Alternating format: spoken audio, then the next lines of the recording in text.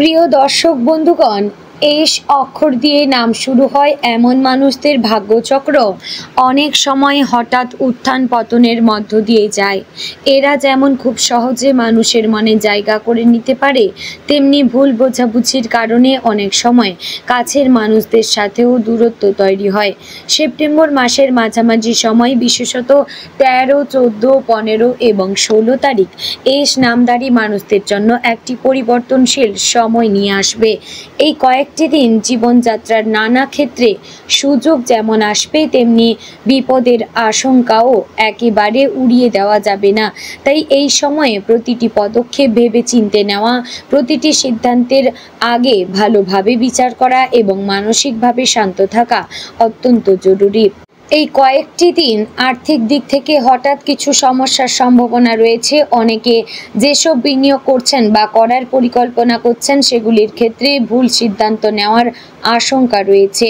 অনেক সময় অতিরিক্ত লোভ বা দ্রুত লাভের আশায় এমন কিছু ঝুঁকিপূর্ণ কাজে হাত দিতে পারেন যা পরবর্তীতে ক্ষতির কারণ হতে পারে।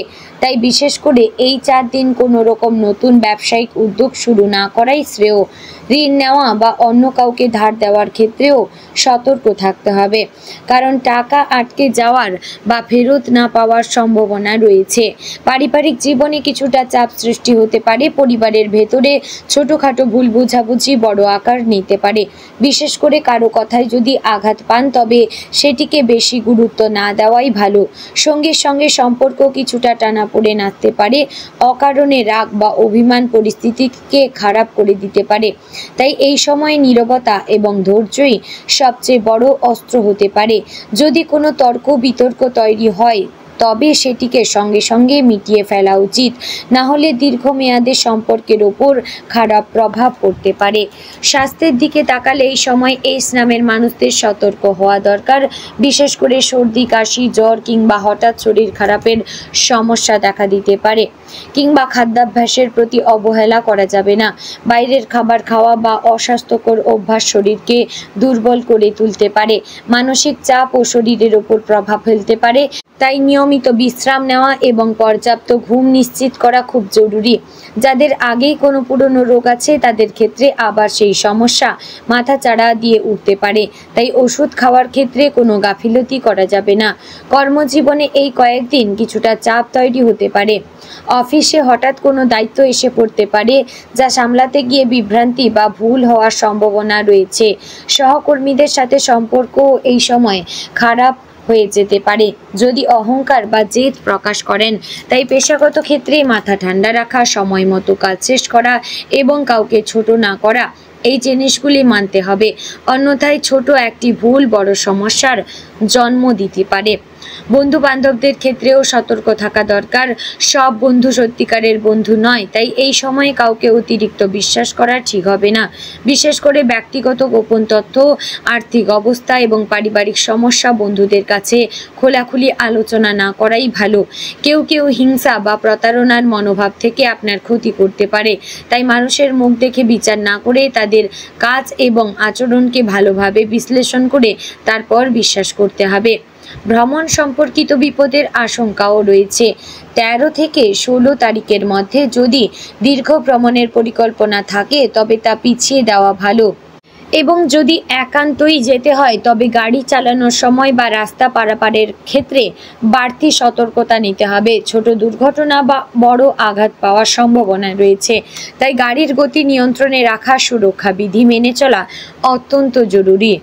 এবং বন্ধু বান্ধব বা সামাজিক সম্পর্কে সবাইকে বন্ধু ভাবা ঠিক হবে না। এই সময় আপনার কিছু কাজের মানুষও প্রতারণা করতে পারে। কেউ আপনার গোপন তথ্য ফাঁস করে দিতে পারে, কেউ আবার আপনার সম্পর্কে ভুল কথা ছড়িয়ে দিতে পারে।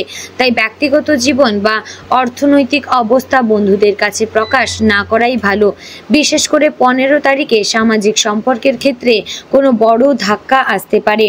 যে সকল এস নামের ব্যক্তিগণ যারা আইনি সমস্যার সঙ্গে জড়িয়ে রয়েছেন, অনেকের ক্ষেত্রে এই সময় কোনো না কোনো আইনি জটিলতায় জড়িয়ে পড়ার সম্ভাবনা রয়েছে। জমি জমা বা কাগজপত্র সংক্রান্ত ঝামেলা মাথাচাড়া দিতে পারে। তাই কোনো কাগজে সই করার আগে ভালোভাবে পড়ে নেওয়া দরকার। প্রতারণার আশঙ্কা থেকে বাঁচতে নতুন কোনো চুক্তি করা উচিত নয়।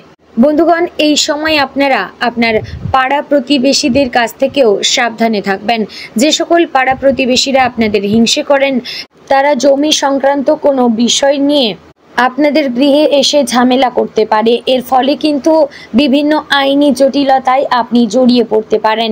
তাই অবশ্যই কোনো সিদ্ধান্ত নেওয়ার আগে আপনাদের এলাকার যে সমস্ত উচ্চপদস্থ ব্যক্তিরা রয়েছেন তাদের অবশ্যই জানিয়ে রাখবেন। এতে কিন্তু আপনাদের সমস্ত ক্ষেত্রে পদক্ষেপ নেওয়া খুব সহজ হবে এবং পরে আপনারা এই রকম চিন্তাভাবনা নিলে কিন্তু বিপদ থেকে অনেকটাই রক্ষা পাবেন। বন্ধুগণ, এই সময় আধ্যাত্মিক ও মানসিক দিক থেকে অস্থিরতা বাড়তে পারে। বারবার মনে হতে পারে সব কিছু ভুল হচ্ছে বা সবাই আপনার বিরুদ্ধে যাচ্ছে। এই মানসিক চাপ কাটিয়ে উঠতে প্রার্থনা, জপ, ধ্যান বা আধ্যাত্মিক চর্চা সহায়ক হতে পারে। বাড়ির বয়োজ্যেষ্ঠ বা গুরুমুখী কারো আশীর্বাদ নেওয়া ভালো হবে। বন্ধুগণ, এই সময় আর্থিক লেনদেন বারবার সমস্যা দেখা দিতে পারে। যাদের ব্যবসা আছে তাদের ক্ষেত্রে হঠাৎ করে অর্ডার আটকে যেতে পারে বা প্রত্যাশিত অর্থ হাতে নাও আসতে পারে। আবার যাদের চাকরি আছে তারা বেতন বা ইনসেনটিভ নিয়ে হতাশ হতে পারেন। অনেকের ক্ষেত্রে ভুল বিনিয়োগ বা কারো প্রলোভনে পড়ে অর্থনৈতিক ক্ষতির সম্ভাবনা রয়েছে। এই সময়ে ঝুঁকিপূর্ণ জায়গায় টাকা খাটানো একেবারেই উচিত নয়। অবশ্যই যেখানে আপনি টাকা রাখবেন ভবিষ্যতের জন্য বুঝে শুনে নেবেন সেটা সরকারি কিংবা বেসরকারি কিনা।